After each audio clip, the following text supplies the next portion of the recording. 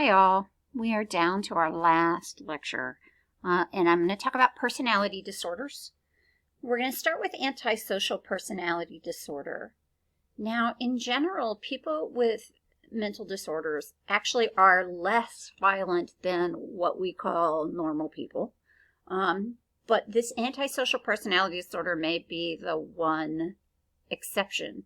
This is what serial killers always end up being diagnosed with. Now, not all people that have antisocial are going to be serial killers. That's obviously a very extreme version. But they tend to break a lot of laws. They tend to have no sense of anxiety or conscience or guilt. So they just do whatever works for them.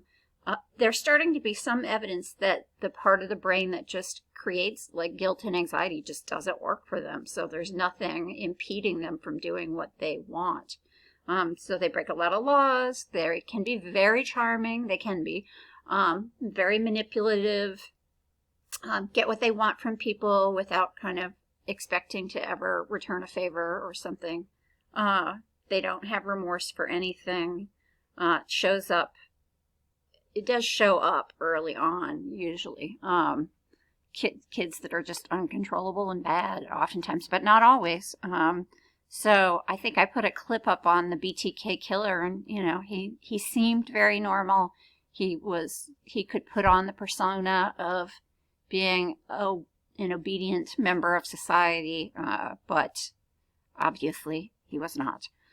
So that's one personality disorder. Now, personality disorders in general are probably one of the hardest ones to treat, because what you're talking about here is it's literally the structure of their whole personality. And so, what are you going to do to change that? So there's no medication that's going to alter that. It's an ingrained kind of pattern of behavior and thinking. So you almost have to change everything about the person. So these can be really difficult to change in any way. Okay. Oops. Oop. Going too far? Okay. Yep, went too fast. Avoidant personality behavior. I don't know if you remember back when we talked about attachment style.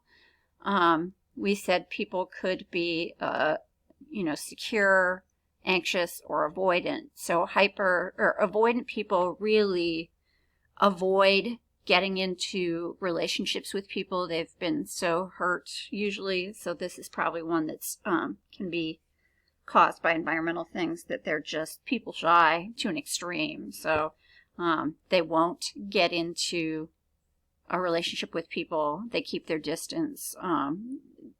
They have really low self-esteem. They're so worried about being rejected that they won't risk friendships and romantic relationships at all. Okay.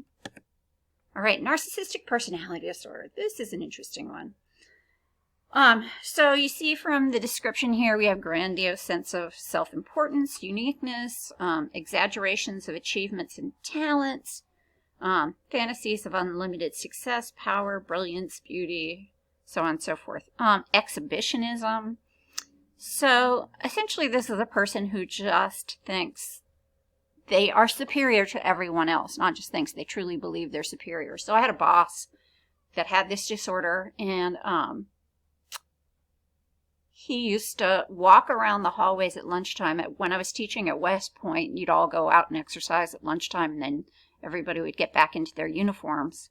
But he would walk around the hallways, imagine this happening at school, wearing nothing but biking shorts. So he'd have his shirt off, and he'd ask the women to touch his muscles and to say, "I'm not bad for a 55-year-old guy, isn't it?" I remember one time he got mad at this other lieutenant colonel, and he had him in his office, and he was yelling at him, and he did it while he was changing clothes, so he was standing there naked while he was yelling at him. So there's an example of exhibitionism. You could not contradict him. You could not give him any feedback in any way, because of course you were wrong.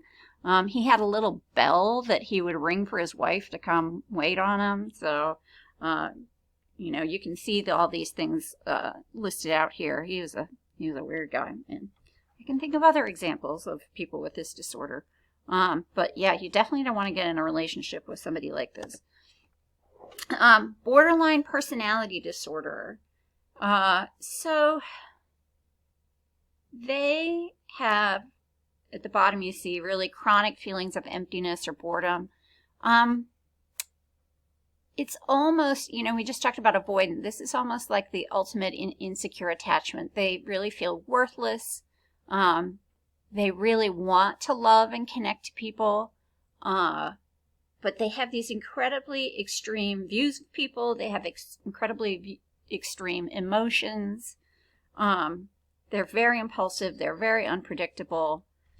They engage in a lot of risk-taking behavior, substance abuse, sex patterns, self-harm, and so on and so forth. And so it's interesting how they see other people. They'll either see them as absolutely perfect, or absolutely awful. And you can be one thing one day and the other the next. I remember having a student years ago with borderline. And she did this with more than one professor. She would quickly attach to someone, and tell you how wonderful you are, and she'd bring gifts and so on and so forth. And it got to the point where literally any time I was on campus, she was waiting for me. She engaged in a lot of self-harm and so on and so forth. And so eventually, I'm sorry to say, I started avoiding her. And then the next thing I know, she was telling people I was awful. I was the worst person in the world. And she did that with some other professors too. I can think of another one. They get angry. They perceive insults where no insults are intended. It can look like bipolar because their emotions are so extreme. So often it gets misdiagnosed with this. But there can be a lot of verbal aggression, anxiety, irritability, depression, suicide attempts, so on and so forth, with borderline. Okay. Anorexia, you probably are all fairly familiar with this.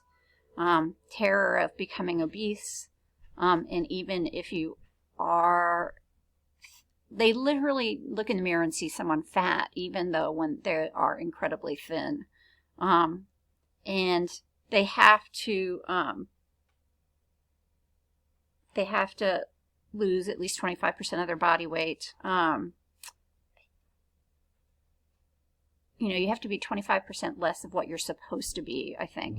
Mm-hmm. And refusal to maintain body weight. Okay, and usually it's not eating, exercising excessively, and they can sometimes use laxatives, diarrheas, and so on and so forth. And so there's a lot of self-loathing there. They can, on the outside, they can be the most perfect person. They can be high-achieving, straight-A person. Is often they can be very compliant. They want to please people, but they feel like they have no control in life, and this is the only thing they can control sometimes. Bulimia is kind of out of control. They eat large amounts of food in a short period of time. And then they will do some kind of, so they'll binge, and then they will do some kind of purging, be it vomiting or laxatives, so on and so forth. So there'll be this pattern of binging and then purging. Binge eating disorder, I'll let you read that on your own, but it's pretty similar. Okay. And that's it. All right, take care of yourselves. Bye-bye.